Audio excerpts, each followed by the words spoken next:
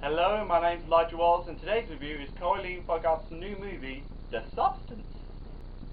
The movie follows a way past her prime celebrity, Elizabeth Sparkle, played by Demi Moore, who decides to use a black market drug that's known as a substance that will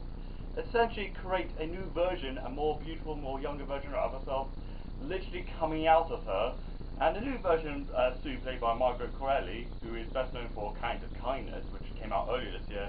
who's taking on her formal job of being this fitness guru who wears a lot of spandex,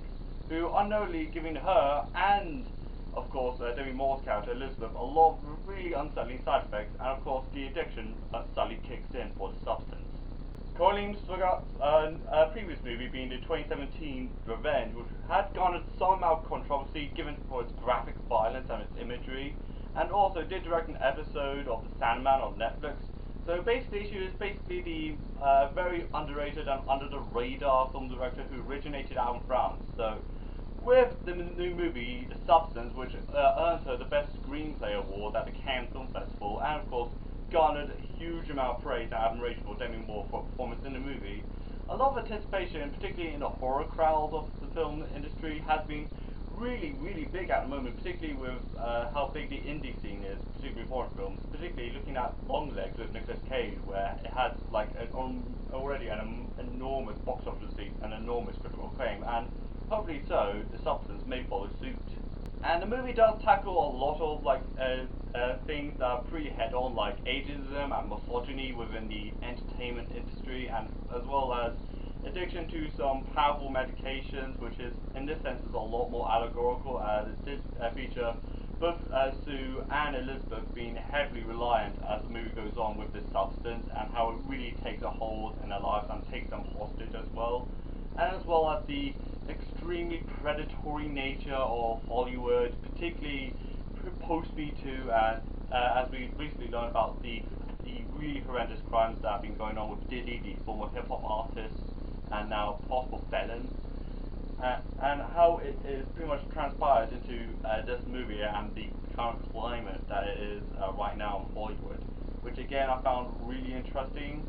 Again, I have a lot of admiration, particularly for the really creative camera work and its visual imagery of this movie, particularly as this movie does feature a lot of practical effects, which something I do majorly have a lot of admiration for, particularly if it's something like the recent Mad Max movie or the recent Beetlejuice movie, which again used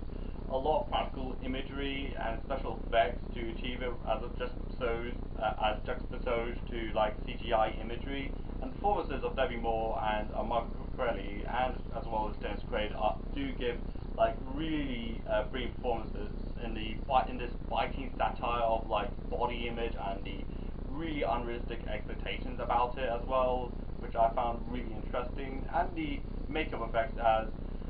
Demi Moore becomes more and more almost a decrepit and almost Gollum-like as the film goes on, which I found like really amazing and really disgusting to look at, which again really drives home the point about how disgusting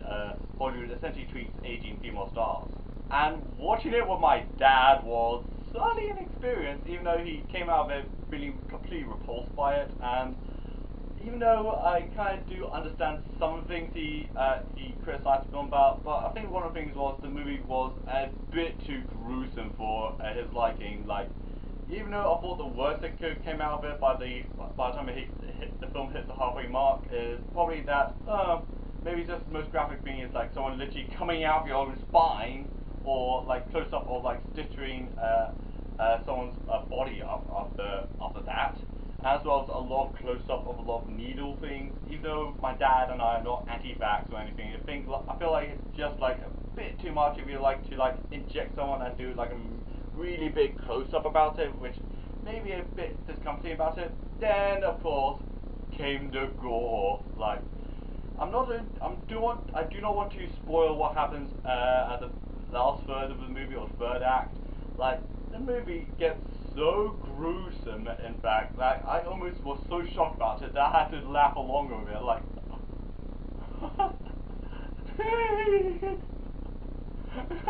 like, you're in like constant shock of this movie, and you're almost like giggling along with it because you're just so out out of it at this point. Like, it is just so shocking that you kind of like laugh at how brutal it is. Like, it's almost really comical it is. Again, I know this is a satire about the abuse of medication, like some very touchy subject matter, and how Hollywood tends to treat a lot of its own A-listers, but again, like, there comes a point where it becomes a lot too brutal, its own imagery, that I feel like I almost had to shut my eyes because it was just becoming way too much for me. Like I'm saying about the gore of this movie, even though I kind of guess there's some sort of logic behind it, like, let's say,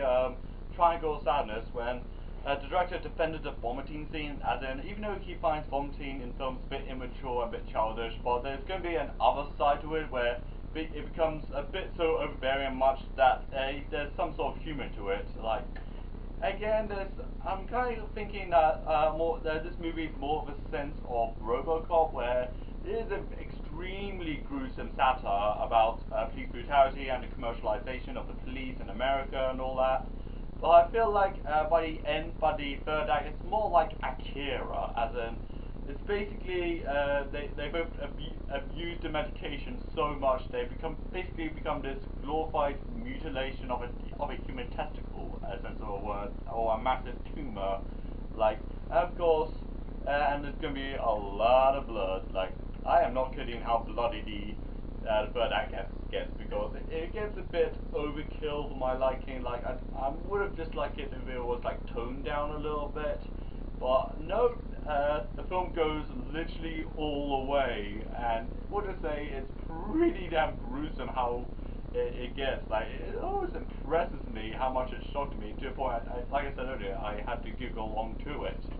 So, for Substance, even though it does talk about the predatory nature of being a woman in Hollywood and how misogynistic and ageist Hollywood is, and the overall allegory of of the Hollywood that's basically crippled by medication, no matter how really unethical it is, I feel like the movie almost blew it in effect, because it just came off as a little too much for me, about how gruesome it got and how boundary pushing it was.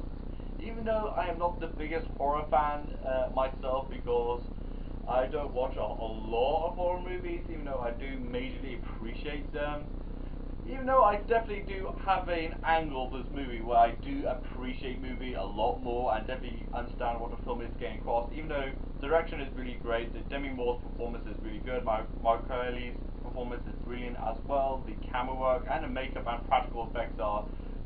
pretty much on top of their game in this point, but I feel like the movie essentially got lost in the camp of what I call the push it to the extreme, and let's see how far we can take it, to a point where we're basically waterboarding the audience with blood. So for The Substance, I'm feeling a 6 to 7 out of 10 on this one. So, what do you think of The Substance? Let me know in the comments down below, like this video, and also subscribe to my channel. Also follow me on Twitter, Letterboxd, and Instagram at DisLightWells, and bye!